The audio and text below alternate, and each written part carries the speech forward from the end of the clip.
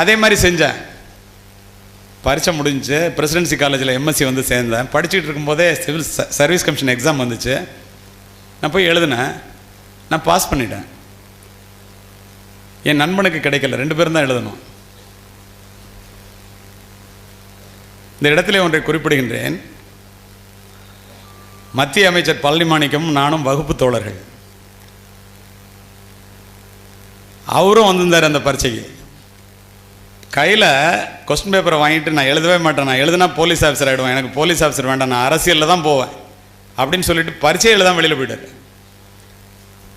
எப்படிப்பட்ட எண்ணம் பாருங்கள். ஒவ்வொருத்தரையும் பிரித்து சொல்கிறேன். என்னுடைய நண்பனுக்கு கிடைக்கல, அவன் இன்னொருத்தன், நான் போயிட்டேன். நான் போன பிறகு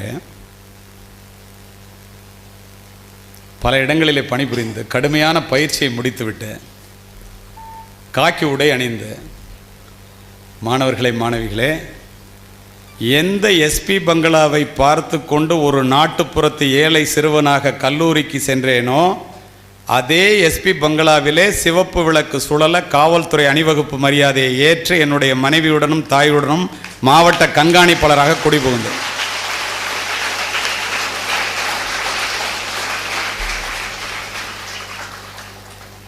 அந்த எஸ்பி வால்டர் தேவாரம், வேறு யாரும் இல்லை.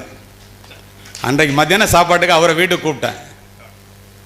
அவர் பார்த்துட்டு டஃப் கை அப்படின்னு முதல்ல ஓங்கி ஒரு அடி அடிச்சு, என்னடா நிஜமாவே எஸ்பி ஆகி இந்த பங்களாவுக்கே வந்துட்டேன்னாரு. அப்போ அவர் ஐஜி ஆகிட்டார். நான் நினச்சேன், இதை சொல்கிறது எனக்காக இல்லை, என்னுடைய நண்பனுக்காக. இதை நான் சொல்லுவது மைதானத்திற்காக அல்ல, நூலகத்திற்காக. ஏன் தெரியுமா? மாவட்ட கண்காணிப்பாளராக பொறுப்பேற்று முடித்துவிட்டு மரியாதை நிமித்தமாக மாவட்ட ஆட்சித்தலைவரை பார்க்க சென்றேன். அங்கே நூலகத்திலே அதிக நேரம் இருந்த என்னுடைய நண்பன் மாவட்ட ஆட்சித்தலைவராக, கலெக்டராக அமர்ந்திருந்தார்.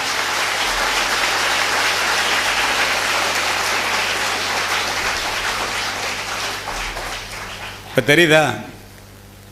என்னை போல ஏழை குடும்பத்திலிருந்து வர்றோம் ஒருத்தன் எஸ்பி ஆக முடியுது. என்னை விட ஏழ்மையான குடும்பத்திலிருந்து வர்றோம் ஒருத்தன் கலெக்டராக முடியுது.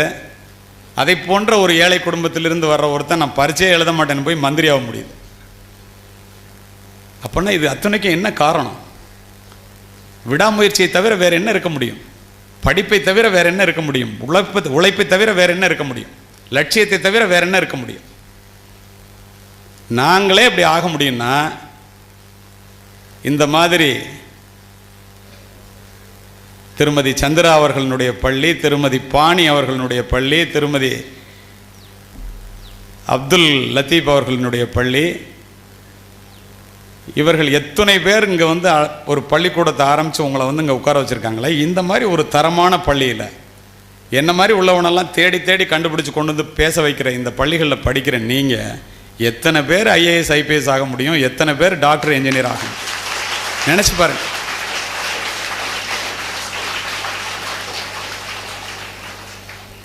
அப்போது எந்த இடத்துல தவறோம்? இப்போ நான் லட்சியத்தை பற்றி உங்கள்கிட்ட சொல்லிட்டு இருந்தேனே,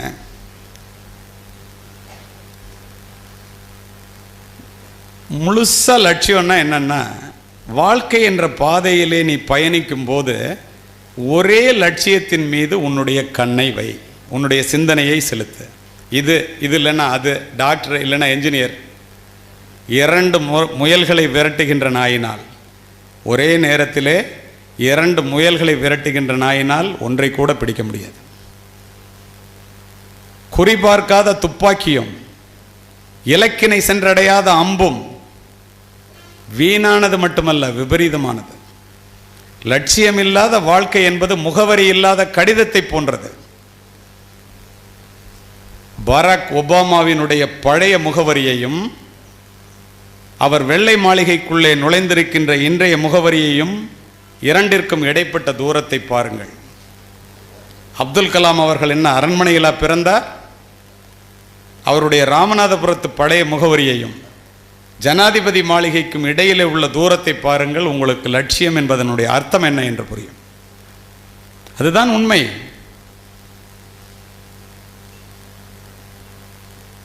கார்லே அப்படின்னு ஒரு மேஜர் ஜெனரல், ஹங்கேரியன் ஆர்மியில் மிகப்பெரிய திறமையான மேஜர். அவர் மாணவர்களுக்காக இந்த உதாரணத்தை சொல்கின்றேன். அவருடைய நோக்கம் 1938 இன்டர்நேஷ்னல் லெவலில் நடந்த ஒரு போட்டியில் கலந்து கொண்டு துப்பாக்கி சுடுதலில் நேஷனலில் ஃபஸ்ட்டாக வந்தார். அவருடைய சுடுகின்ற திறமையை பார்த்து வியந்த அத்துணை பேரும் இந்த வருஷம் ஒலிம்பிக்கில் 4 வருடத்துக்கு ஒரு முறை ஒலிம்பிக் நடக்கும், உங்களுக்கு தெரியும், நீ தான் ஏன் ஃபஸ்ட்டுன்ட்டான். அவருக்கு ஒலிம்பிக் கனவுலேயே அதே லட்சியமாக்கிட்டு உழைக்கிறாரு. தினம் 3 மணி நேரம் ப்ராக்டிஸ் பண்ணுறார். ஒரு நாள் ஆர்மி ஆஃபீஸரில் ஹேண்ட் கிரினேடு, கையெறி குண்டு, கையிலேருந்து தூக்கி எதிரி மேலே எரிஞ்சால் ஒரு 10 செகண்டில் அது வெடிக்கும். ஒரு நாள் அப்படி ப்ராக்டிஸ் பண்ணும்போது குறிப்பிட்ட நேரத்தை விட குறைந்த நேரத்திலே கையெறி குண்டு கையிலேயே வெடித்துவிட்டது. சோத்து கை, வலது கை துண்டை போய் எட்டி விழுந்துருச்சு. ஒன்றுமே பண்ண முடியல. இரவு முழுவதும் அழுகின்றார். அவருக்கு முன்னால் இருக்கின்ற வாய்ப்பு 2. ஒன்று, துண்டாகி போன கையை நினச்சி வாழ்க்கை பூரா அழுதுகிட்டு இருக்கிறது. இன்னொன்று, இறைவன் கொடுத்த வரம் இடது கை. எதை செய்யறது? இடது கையால் சுட்டு பழக்கமே இல்லை, என்ன பண்ணுறது? முடியும், நம்முடைய லட்சியத்தை அடைந்தே தீர வேண்டும். எத்தனை தடை வந்தாலும், கையே போனாலும். ஒரு நாளைக்கு 3 மணி நேரம் ப்ராக்டிஸ் பண்ணவர் 6 மணி நேரமாக அதிகமாக்குறார். 1940 வருஷத்தில் ஒலிம்பிக் நடக்கணும். முதல் உலகப் போரெல்லாம் நடக்கலை. நான் சொல்லுவது அத்துணையும் நிஜம், கதை இல்லை. அடுத்து 1944 ஒலிம்பிக் தயாராகிறாரு. 2வது உலகப் போர், ஒலிம்பிக் நடக்கலை. 48 ஒலிம்பிக் நடக்குது. இவர் போகிறார். முதல்ல போயிருந்தால் அவருடைய வயசு 28, இப்போ போகும்போது 38. அடுத்தடுத்து வந்த இளைஞர்கள் அத்துணை பேரையும் எதிர்கொள்ள வேண்டும்.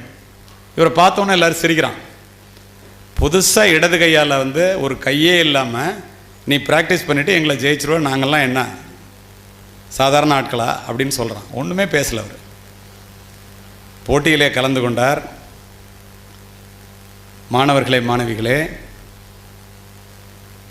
ஒற்றை கையுடன் ஒலிம்பிக் போட்டியிலே கலந்து கொண்டு இடது கையால் தங்கத்தை வென்ற ஒரே மனிதர். அவர் சாதித்த சாதனையை இதுவரை உலகிலே எவனும் சாதிக்கவில்லை. எப்படி முடிஞ்சு அவரால்?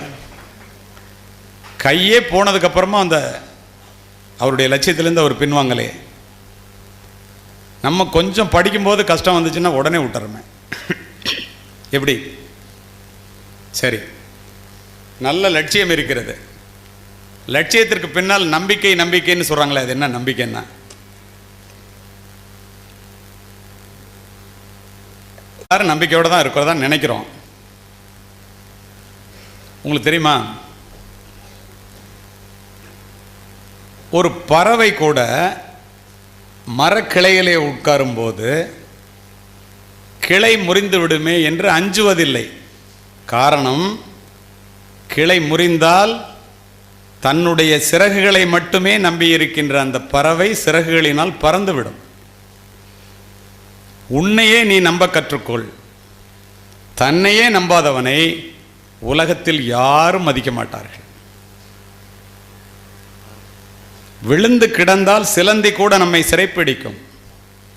எழுந்து நடந்தால் எரிமலையும் நமக்கு வழி கொடுக்கும். முடியாது என்று நினைத்து விட்டால் மூச்சு காற்றும் நின்றுவிடும். முடியாதுன்னு நினைக்கவே கூடாது.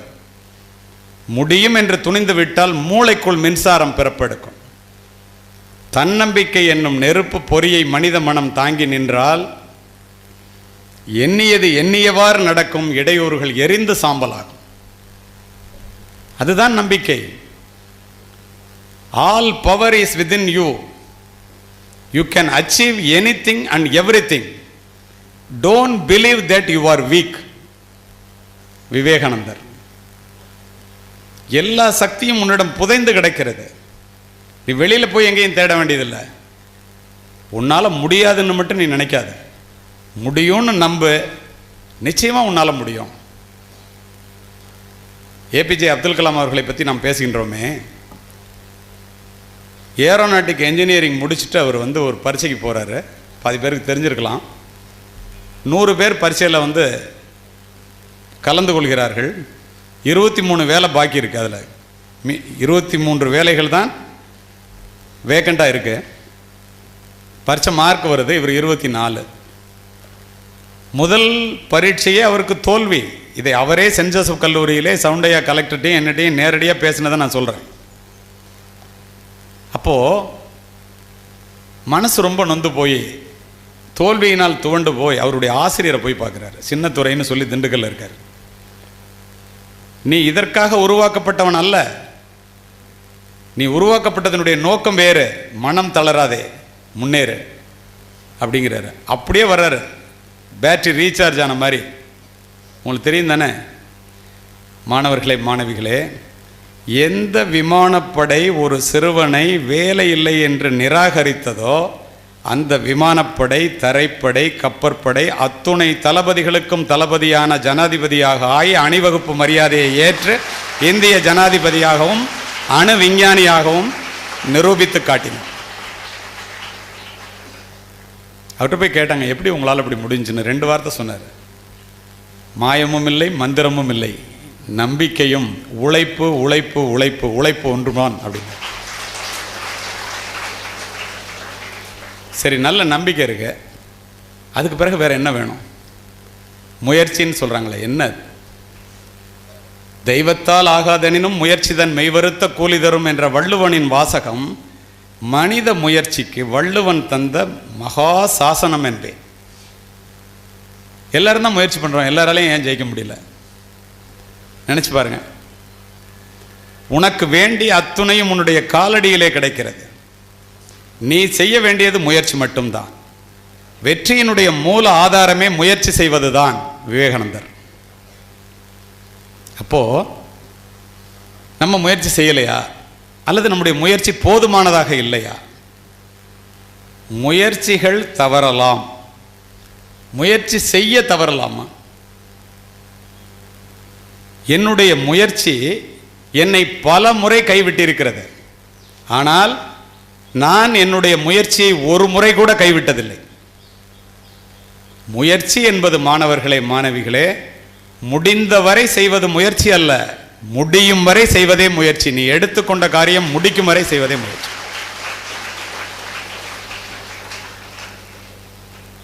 இருட்டு மனிதர்கள் எது வேண்டுமானாலும் சொல்லட்டும், வெளியிலே உலகம் வெளிச்சமாகத்தான் இருக்கிறது. போராட துணிந்த அத்துணை பேருக்கும் வெற்றி கதவுகள் திறந்தே இருக்கின்றன. இங்கு யாரும் கண்ணீர் விட்டு கதற வேண்டியதில்லை. யார் போராடுறதுக்கு ரெடியா இருக்காங்களோ, யார் முயற்சி செய்யறதுக்கு ரெடியா இருக்காங்களோ அவங்களுக்கு வெற்றி கதவு திறந்தான். அப்போ நம்ம என்ன செய்யணும்? நல்லா யோசித்து பாருங்க. எங்கே தவறுகின்றோம்?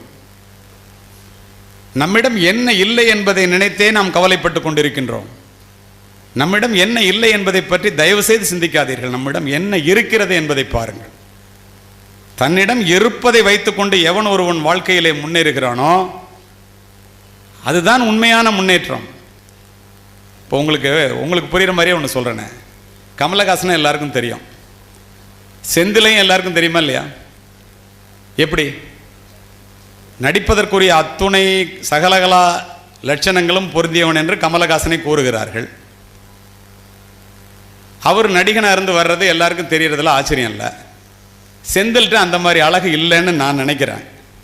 ஆனால் தன்னிட்ட இருக்கிற திறமைகளை இனம் கண்டு கொண்டு சிரிக்க வச்சாதான் அந்த மக்கள்கிட்ட நம்ம ரீச் ஆக முடியும்னு சொல்லி கமலஹாசனை தெரிஞ்ச எல்லாருக்கும் இன்னைக்கு செந்திலையும் தெரியுமா இல்லையா? அப்போது தன்னிடம் இருப்பதை வைத்துக்கொண்டு எவன் ஒருவன் முன்னுக்கு வருகிறானோ அவனால் தான் வாழ்க்கையில் முன்னேற முடிகிறது என்பதற்கு வேற என்ன உதாரணம் வேண்டும்? நினச்சி பாருங்க. நம்மகிட்ட இது இல்லை, நம்மகிட்ட அது இல்லை. ஓட்டப்பந்தயத்திலே முதலிலே வருவதற்கு எல்லோருக்கும் ஆசைதான். ஆசைப்படுவதை நீ அடைவதில்லை. முயற்சியின் மூலம் உன்னை தகுதிப்படுத்தி கொண்டால் தகுதியானவற்றை மட்டுமே நீ அடைகிறாய். ஊரிலே ஓட்டப்பந்தயத்திலே ஓடுவதற்கும் ஒலிம்பிக் ஓட்டப்பந்தயத்திலே ஓடுவதற்கும் வித்தியாசம் உண்டல்லவா? முன்னதற்கு முயற்சி குறைவு, பின்னதற்கு முயற்சி அதிகம். ஆனால் சரித்திரத்தை படிப்பவனுக்கும் சரித்திரத்தை படைப்பவனுக்கும் வித்தியாசம் வேண்டும் அல்லவா? அப்ப நீ பெரிய அளவில் சாதிக்கணும்னா பெரிய அளவில் முயற்சி பண்ணணும்ல. உங்களுக்கு ஒரு அருமையான உதாரணத்தின் மூலம் சொல்லுகின்றேன். பீஜிங்கில் ஒலிம்பிக் நடக்கும்போது உசைன் போல்ட்டை கண்டிப்பாக டெரக் ரெட்மான் ஜெயிச்சிருவான் 400 மீட்டர் ஓட்டப்பந்தயத்தில் மட்டும் அப்படின்னு ஒரு பேச்சு இருந்துச்சு. அந்த அரங்கத்தில் நானும் அமர்ந்திருந்தவன். எல்லாரும் அவன் கேமரா பூரா அவனே ஃபோக்கஸ் பண்ணுது. டெரக் ரெட்மானுங்கிறான். போட்டி துவங்கிடுச்சு. 100வது மீட்டரில் உசைன் போல்ட்டை விட 5 மீட்டர் முன்னாடி போகிறான். அவன் தான் ஜெயிப்பான்னு அரங்கமே பார்த்துக்கிட்டு இருக்கு. 150வது மீட்டரில் திடீர்னு பின்வாங்கிறான். ஒரு காலில் மசில் கிராம்ப், காலில் சுளுக்கு, ஒரு காலில் மட்டும். நீங்கள் கூகுளில் போய் சர்ச் பண்ணிங்கன்னா டெரக் ரெட்மான் போட்டு வரும். ஒரு காலை இழுத்து ஓடுறான். உசைன் போல்ட் மட்டுமல்ல, எல்லாரும் அவனை ஜெயிச்சுட்டு போயிட்டான். போட்டியே முடிந்து விட்டது. தானாட விட்டாலும் தசையாடும் அல்லவா, கால் எப்படி வலிக்கும் அந்த மாதிரி ஒரு சுளுக்கு வந்தா அப்படின்னு சொல்லிட்டு தந்தை தடுப்பு வேலையை தாண்டி கொண்டு அங்கே உட்கார்ந்தவர் போய் தன் பிள்ளையை மறிக்கிறார். ஓடாதரா வலிக்கும்னு தள்ளிவிட்டான். கோச் ஓடி போய் மறிக்கிறார், தள்ளிவிட்டான். அரங்கமே வியந்து பார்த்து கொண்டிருக்கிறது, இவன் என்னடா செய்ய போகிறான்னு. ஒரு காலை இழுத்து 400வது மீட்டர் வரைக்கும் ஓடி 400 மீட்டர் போனோன்னு கீழே விழுந்தான். ஜெயித்தவர்களுக்காக உட்கார்ந்து கைதட்டிய அரங்கம் முதன்மை பெறுவதை விட முக்கியமானது முயற்சி செய்வதுதான் என்று நிரூபித்த டெரக் ரெட்மாண்டிற்காக அரங்கமே எழுந்து கைதட்டி.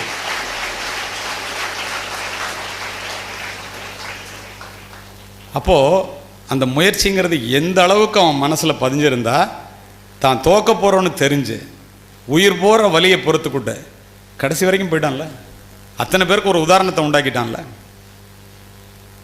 சரி, நல்ல முயற்சி இருக்கு. எல்லாரும் உழைப்புங்கிறாங்களே என்ன?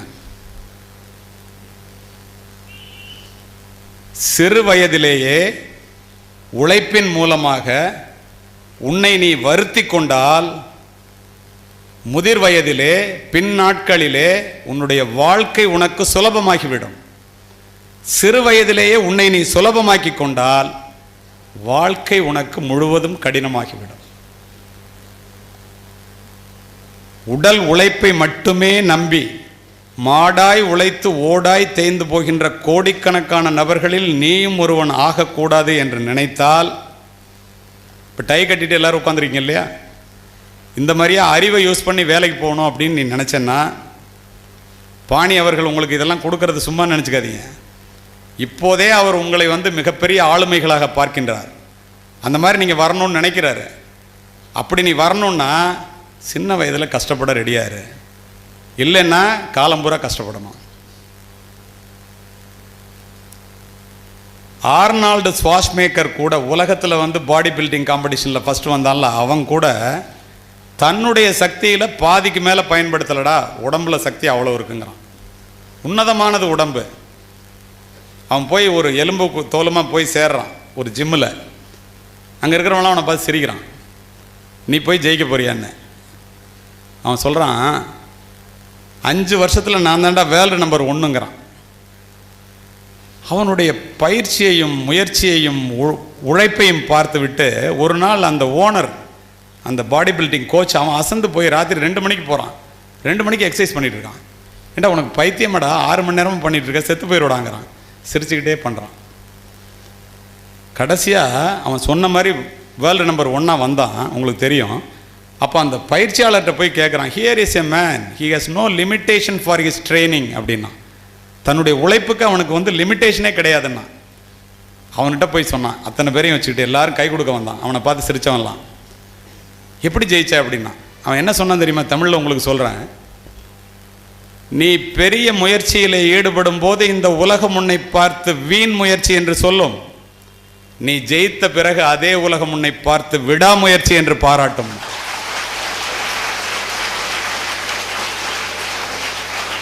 அதானே நடந்துச்சங்க.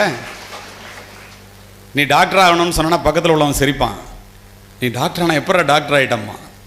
உன் அண்டை வீட்டுக்காரனுக்கு உன்னுடைய அருமை எப்பொழுதுமே தெரியாது. நீ வெற்றி பெற்றால் அவன் பீற்றிக்கொள்வான், நீ தோல்வியுற்றால் அவன் தூற்றி செல்வான். அதை பற்றி கவலைப்படாத. திரும்ப கேட்டான், எப்படா ஜெயிச்சேன்னு. அவன் சொன்னான், ஓட்டப்பந்தய மைதானத்திலே ஒருவன் வெற்றி கோட்டை குறைந்த நேரத்திலே கடக்கிறான் என்றால் அவன் பயிற்சி மைதானத்திலே அதிக வியர்வை சிந்தியவனாகத்தானடா இருக்க முடியும் என்றான். அதுதானே உண்மை. அவனுடைய வாழ்க்கையில் நிறைந்தது அதுதானே. இவ்வளோ பேர் மாணவிகள் அமர்ந்திருக்கின்றீர்களே, உங்களுக்கு தெரியுமா, இந்த உலகத்தையே புற்றுநோய் அணு அணுவாக சிதைத்து கொண்டிருந்தது. புற்றுநோயை வெற்றி கொள்ள ரேடியம் கதிர் தேவைப்பட்டது. ஒரு பெண்ணினுடைய 27 ஆண்டு கால விடாத முயற்சியினால், இடைவிடாத உழைப்பினால் ரேடியம் கசிந்தது. புற்றுநோய் வெற்றி கொள்ளப்பட்டது.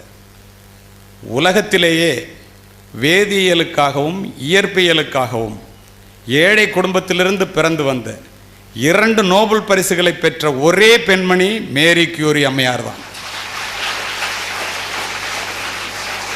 அவரிடம் சென்று கேட்டார்கள், எப்படிமா உங்களால் 2 நோபல் பரிசு வாங்க முடிஞ்சுன்னு? உழைப்பு அப்படின்னாங்க. வேற ஒன்றுமே சொல்ல. அந்த பெண்மணி அந்த ரேடியத்தை கண்டுபிடித்து மற்றவர்களுடைய உயிரை காப்பாற்றுவதற்காக அவர் அர்ப்பணித்தது தன்னுடைய வாழ்க்கையை மட்டுமல்ல பெண்களே, தன்னுடைய உயிரை.